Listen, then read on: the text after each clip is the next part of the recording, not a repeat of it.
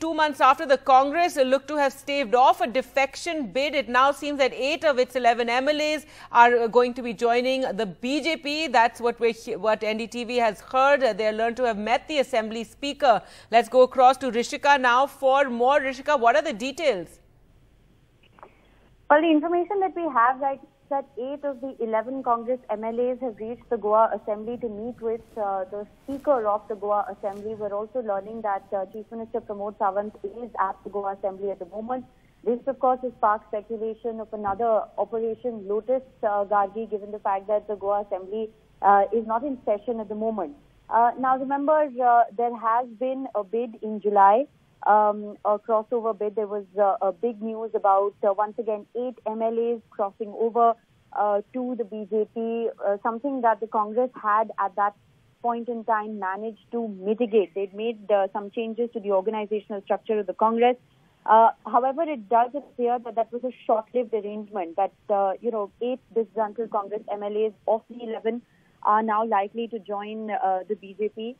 This includes the former Chief Minister Vidhan Sabha, who was the face of the Congress party going into this election. That, remember, happened in February. Leader of opposition Michael Lobo, who just before the February election actually crossed over from the BJP back to the Congress, is now believed to be returning to the fold of the BJP along with his wife, Delilah Lobo. So very interesting to see that, this Ayaram Gayaram politics is back in action. It does appear that this time we'll manage to successfully carry out Operation Lotus. Right. The significant 8 of the 11 MLAs essentially means that this is 2/3 of the total strength of the Congress party. The anti-defection law, therefore, will not be applicable because this will essentially be looked at as a merger of the political parties. There are only 3 Congress MLAs who have not gone to the Assembly, believed to still be holding forth. But as far as the numbers stack up, it doesn't change anything. The BJP is in a comfortable majority. They have over 25 of the 40 MLAs with them already. So this is something that's just going to further strengthen the BJP and weaken the Congress in Goa as far as the numbers add up.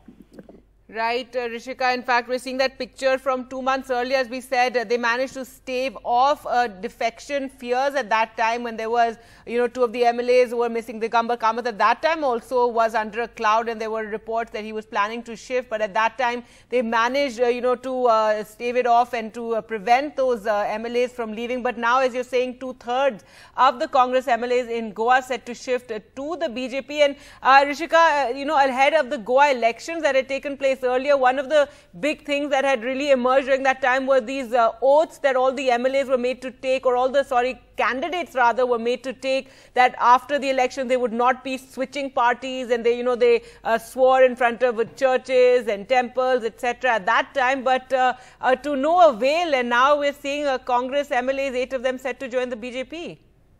Well, absolutely. This doesn't come as a surprise to anybody who's followed the nuances of Goa politics or to Goans.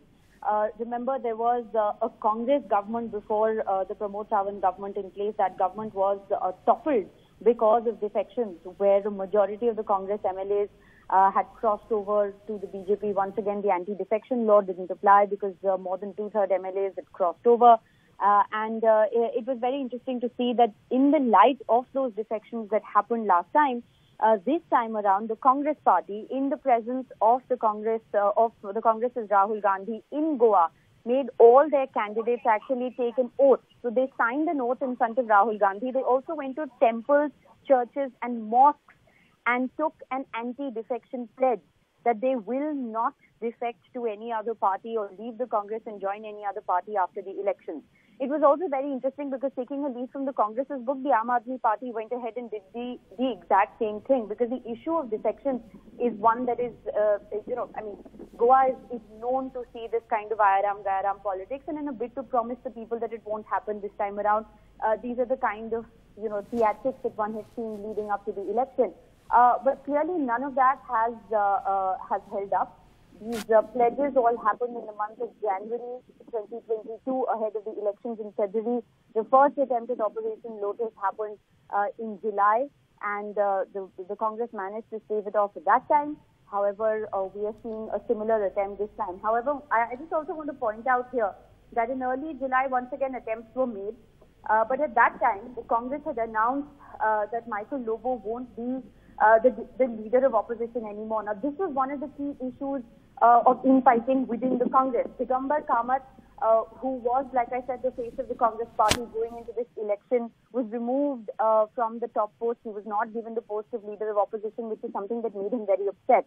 And he's, remember, an 8-time MLA. He's a stalwart Congress leader. He's been the former chief minister. So that is said to have upset him. At the time, the Congress avoided this split. In July, there were MLAs who were shifted to a resort. And, eventually what the Congress managed to do was reduce the strength of the MLAs who were going to defect to the BJP by 5, which means that the anti-defection law would have applied, which is how the Congress managed to save itself in July. However, this time around, it does appear that the BJP is left nothing to chance, the talks are all but done. And these 8 MLAs, in fact, are at the Goa Assembly as we speak. The chief minister is there, the speaker is there, so, one can expect that they will be joining the BJP shortly. Right.